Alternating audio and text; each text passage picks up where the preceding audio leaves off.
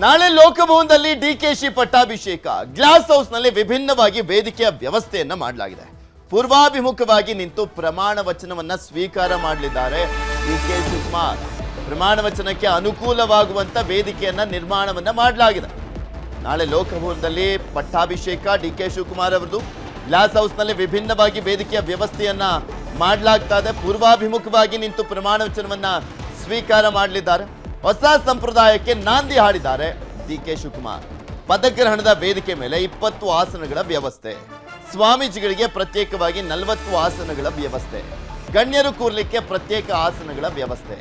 ಒಟ್ಟು 3,500 ಜನರಿಗೆ ಆಸನದ ವ್ಯವಸ್ಥೆಯನ್ನು ಮಾಡಲಾಗಿದೆ. 2,000ಕ್ಕೂ ಹೆಚ್ಚು VIP ಪಾಸ್ಗಳ ವ್ಯವಸ್ಥೆಯನ್ನ ಕೂಡ ಮಾಡಲಾಗಿದೆ.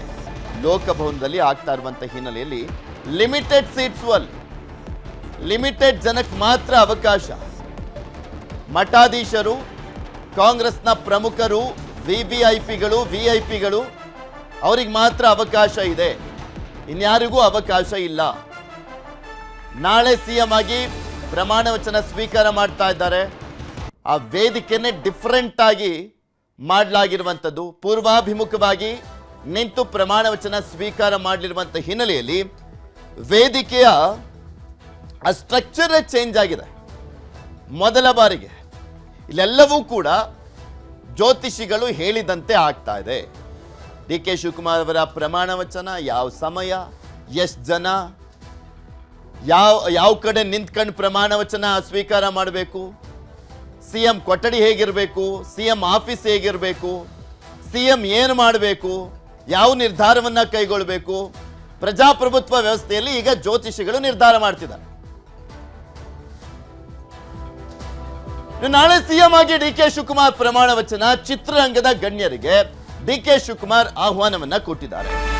ಚಿತ್ರರಂಗದವರಿಗೂ ಕೂಡ ಆಹ್ವಾನವನ್ನ ಕೊಟ್ಟಿದ್ದಾರೆ ಡಿಕೆ ಶಿವಕುಮಾರ್. ಶಿವರಾಜ್ ಕುಮಾರ್, ಅಶ್ವಿನಿ ಪುನೀತ್ ರಾಜ್ಕುಮಾರ್, ರವಿಚಂದ್ರನ್, ಸುದೀಪ್ ಸಿಹಿಕೈ ಚಂದ್ರು. ರವಿಚಂದ್ರನ್ ಸಿಹಿಕೈ ಚಂದ್ರು ಡಿಕೆ ಶಿವಕುಮಾರ್ ಅವರ ಕಾಲೇಜ್ ಮೇಟ್ಸ್. ನಾವು ಉಳಿದಂಥವ್ರಿಗೆಲ್ಲರಿಗೂ ಕೂಡ ಆಹ್ವಾನವನ್ನ ಕೊಡಲಾಗಿದೆ. ರಿಷಬ್ ಶೆಟ್ಟಿ, ಡಾಲಿ ಧನಂಜಯ್, ಯಶ್ಗೂ ಕೂಡ ಡಿಕೆ ಆಹ್ವಾನವನ್ನ ಕೊಟ್ಟಿದ್ದಾರೆ.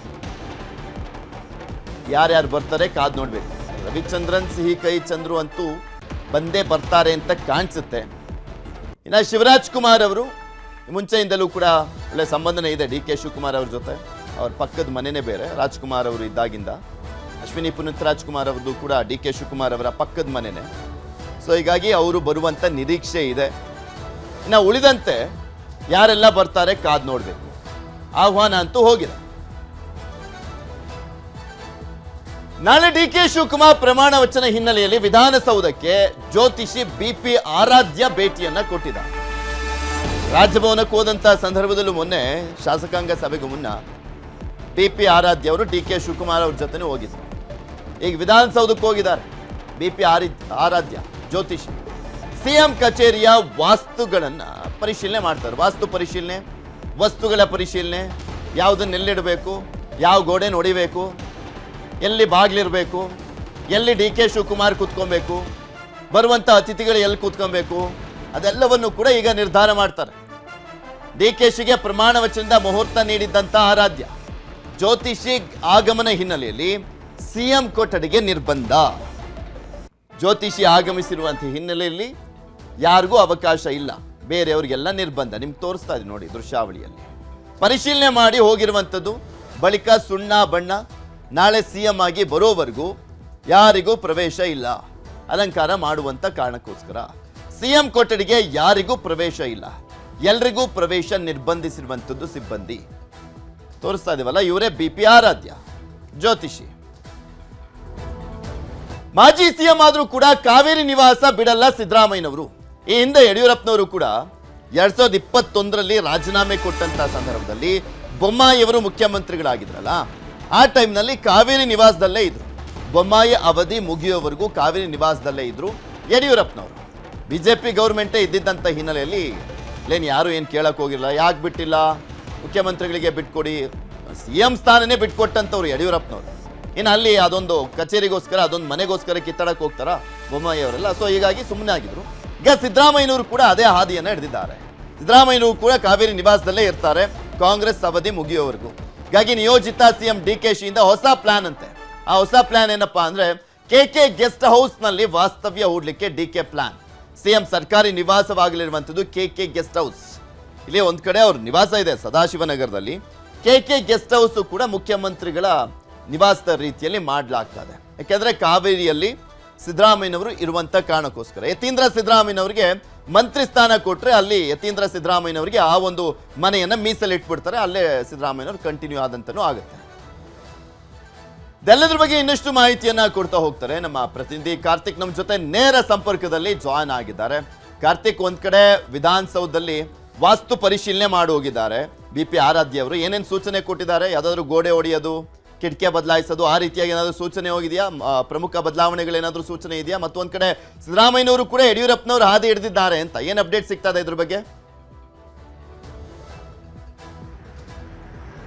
ಪೃಥ್ವಿ, ನಾಳೆ ಜೂನ್ 3ರಂದು ಸಂಜೆ 4:05 ಸಿಎಂ ಆಗಿ ಡಿ ಕೆ ಶಿವಕುಮಾರ್ ಅವರು ಪದಗ್ರಹಣವನ್ನು ಮಾಡಲಿಕ್ಕಿದ್ದಾರೆ. ಈ ಒಂದು ಸಂದರ್ಭದಲ್ಲಿ ಸಾಕಷ್ಟು ಸಿದ್ಧತೆಗಳು ಕೂಡ ನಡೀತಾ ಇದೆ.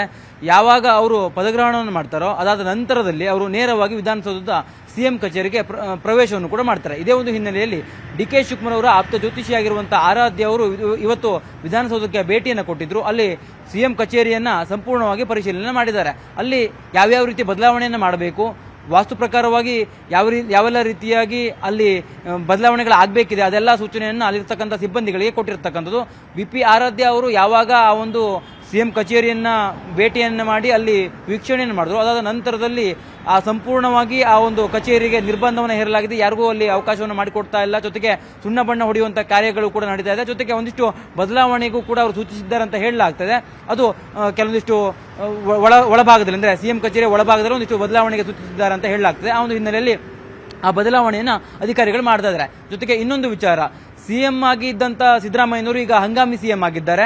ಅವರು ಈಗ ಡಿ ಕೆ ಶಿವಕುಮಾರ್ ಅವರು ಸಿಎಂ ಆಗಿ ಸಿಎಂ ಆದ ನಂತರದಲ್ಲಿ ಕಾವೇರಿ ನಿವಾಸವನ್ನು ಬಿಡ್ತಾರಾ ಅಥವಾ ಇಲ್ವಾ ಅನ್ನುವಂಥದ್ದು ಚರ್ಚೆಯಲ್ಲಿತ್ತು. ಆದರೆ ಈಗಿರ್ತಕ್ಕಂಥ ಮಾಹಿತಿ ಪ್ರಕಾರ ಸಿದ್ದರಾಮಯ್ಯನವರು ಯಾವುದೇ ಕಾರಣಕ್ಕೂ ಕಾಂಗ್ರೆಸ್ನ ಅವಧಿ ಮುಗಿಯುವವರೆಗೂ ಅಂದರೆ 2 ವರ್ಷಗಳ ಕಾಲ ಕಾವೇರಿ ನಿವಾಸದಲ್ಲೇ ವಾಸ್ತವ್ಯವನ್ನು ಹೂಡೋದಕ್ಕೆ ಸಿದ್ಧತೆಯನ್ನು ಮಾಡ್ಕೊಂಡಿದ್ದಾರೆ. ಆ ಒಂದು ನಿರ್ಧಾರವನ್ನು ಅವರು ಮಾಡಿದ್ದಾರೆ ಅಂತ ಹೇಳಲಾಗ್ತದೆ. ಜೊತೆಗೆ ಈಗಾಗಲೇ ಆ ವಿಚಾರವನ್ನು ಡಿ ಕೆ ಶಿವಕುಮಾರ್ ಅವ್ರಿಗೂ ಕೂಡ ಸೂಚನೆಯನ್ನು ಕೊಟ್ಟಿರ್ತಕ್ಕಂಥ ಕಾರಣಕ್ಕಾಗಿ ಆ ಒಂದು ಹಿನ್ನೆಲೆಯಲ್ಲಿ ಡಿ ಕೆ ಶಿವಕುಮಾರ್ ಅವರು ಪರ್ಯಾಯವಾಗಿ ಕೆಕೆ ಗೆಸ್ಟ್ ಹೌಸ್ ನಲ್ಲಿ ಇರತಕ್ಕಂಥ ಹೆರಿಟೇಜ್ ಬಿಲ್ಡಿಂಗ್ ಏನಿದೆ, ಕಲ್ಲು ಬಿಲ್ಡಿಂಗ್, ಆ ಒಂದು ಬಿಲ್ಡಿಂಗ್ ಅನ್ನ ಸಿಎಂ ನಿವಾಸವಾಗಿ ಮಾರ್ಪಾಡು ಮಾಡೋದಕ್ಕೆ ಅಧಿಕಾರಿಗಳಿಗೂ ಕೂಡ ಸೂಚನೆ ಕೊಟ್ಟಿದ್ದಾರೆ. ಜೊತೆಗೆ ಕಾವೇರಿ ನಿವಾಸವನ್ನ ಸಿದ್ದರಾಮಯ್ಯನವರು ಯತೀಂದ್ರ ಅವರೇನಾದರೂ ಸಚಿವರಾದಂಥ ಸಂದರ್ಭದಲ್ಲಿ ಅವರಿಗೆ ನಿಯೋಜನೆಯನ್ನ ಮಾಡಿಕೊಂಡು ಆ ನಿವಾಸದಲ್ಲಿಯೇ ವಾಸ್ತವ್ಯ ಹೂಡುವಂತ ಎಲ್ಲ ಲಕ್ಷಣಗಳು ಕಾಣಿಸ್ತಾ ಇರತಕ್ಕಂಥದ್ದು. ಪೃಥ್ವಿರಾಜ್, ಓಕೆ, ಧನ್ಯವಾದ ಕಾರ್ತಿಕ್ ನಿಮ್ಮೆಲ್ಲ ಮಾಹಿತಿಗಾಗಿ. ಕೇವಲ 6 ಹೆಸರಿಗಷ್ಟೇ ಸೀಮಿತವಾದಂತಹ ಸಭೆ, ಇನ್ನೂ ಫೈನಲ್ ಆಗದ ಹೊಸ ಮುಖಗಳ ಲಿಸ್ಟ್, ಹೊಸ ಮುಖಗಳ ಪಟ್ಟಿಯನ್ನ ಕೇಳಿರುವಂತದ್ದು ರಾಹುಲ್ ಗಾಂಧಿ. ಸಂಜೆ ಹೈಕಮಾಂಡ್ ಜೊತೆ ಮತ್ತೊಂದು ಸುತ್ತಿನ ಸಭೆ, ಖರ್ಗೆ ನಿವಾಸದಲ್ಲಿ ನಡೆಯಲಿರುವಂತಹ ಮಹತ್ವದ ಮೀಟಿಂಗ್. ಆ 6 ಜನ ಯಾರು ಅಂತ ಹೇಳ್ತಾ ಇದ್ವಿ ನಾವು ಈಗ ಆಲ್ರೆಡಿ. ಒಂದ್ ಕಡೆ ಪ್ರಿಯಾಂಕ್ ಖರ್ಗೆ, ಮಲ್ಲಿಕಾರ್ಜುನ್ ಖರ್ಗೆ ಅವರ ಪುತ್ರ ಅನ್ನುವಂಥ ಪ್ರಮುಖ ಕಾರಣ. ಯತೀಂದ್ರ ಹೆಸರು ಕೂಡ ಅಂದ್ರೆ ಯತೀಂದ್ರ ಅವರ ಹೆಸರು ಕೂಡ ಫೈನಲ್ ಆಗಿದೆ ಅಂತ. ಸಿದ್ದರಾಮಯ್ಯನವರ ಮಗ ಅನ್ನುವಂಥ ಒಂದೇ ರೀಸನ್, ಇನ್ಯಾವುದೂ ಇಲ್ಲ ಅದರಲ್ಲಿ. ಮತ್ತು ಒಂದ್ ಕಡೆ ಇಲ್ಲಿ ರಾಮಲಿಂಗಾರೆಡ್ಡಿ ಅವರ ಹೆಸರು ಕೂಡ ಫೈನಲ್ ಆಗಿದೆ ಅನ್ನುವಂಥ ಪ್ರಮುಖ ಮಾಹಿತಿ ತಿಳಿದು ಬರ್ತಾ ಇದೆ. ಅದರ ಜೊತೆಗೆ KJ ಜಾರ್ಜ್ ಯಾವ ಕಾರಣಕ್ಕೆ ಅನ್ನುವಂಥದ್ದನ್ನ ಕೂಡ ಹೇಳ್ತಾ ಇದ್ವಿ.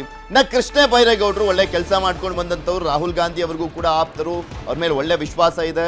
ಸೊ ಹೀಗಾಗಿ ಅವರ ಹೆಸರು ಕೂಡ ಇಲ್ಲಿ ಫೈನಲ್ ಆಗಿದೆ. ಇನ್ನು ಉಳಿದಂತೆ ಡಿ ಕೆ ಶಿವಕುಮಾರ್ ಅವರ ಜೊತೆಗೆ 12 ಜನ ಮಂತ್ರಿಗಳಾಗಲಿದ್ದಾರೆ ಅಂತ ಹೇಳಲಾಗ್ತಾ ಇದೆಯಲ್ಲ, ಇನ್ನು ಉಳಿದ 6 ಜನ ಯಾರು ಅನ್ನುವಂಥದ್ದೇ ಕುತೂಹಲ.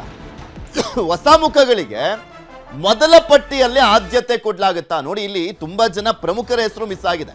ಪ್ರಮುಖರು ಅಂದ್ರೆ ಯಾರೇ ಮುಖ್ಯಮಂತ್ರಿ ಆಗ್ಲಿ ಇವ್ರು ಮಾತ್ರ ಫಿಕ್ಸು ಅನ್ನುವಂಥದ್ದು ಇರುತ್ತೆ. ಆಲ್ಮೋಸ್ಟ್ ಬಿಜೆಪಿಲೇ ಆಗ್ಲಿ ಕಾಂಗ್ರೆಸ್ನಲ್ಲೇ ಆಗ್ಲಿ ಅಂತವರ ಹೆಸರುಗಳು ಕೂಡ ಫೈನಲ್ ಆಗುವಂತ ನಿಟ್ಟಿನಲ್ಲಿ ಸಾಕಷ್ಟು ಮೀನಾಮೇಷ ಎಣಿಸಲಾಗ್ತಾ ಇದೆ ಅಂತ. Doctor G Parameshwar, Satish Jarkiholi, MB Patil, HK Patil ಇವರ ಹೆಸರುಗಳು ಕೂಡ ಇನ್ನೂ ಚರ್ಚೆಯಲ್ಲಿದ್ದಾವೆ ಅಂದ್ರೆ ಸಹಜ ಕುತೂಹಲ ಇದು. ಜಮೀರ್ ಅಹಮದ್ ಖಾನ್ ಅಥವಾ NA ಆರಿಸಾ, UT ಖಾದರ್ ಯಾರು ಅನ್ನುವಂಥ ಕುತೂಹಲ ಇದೆ.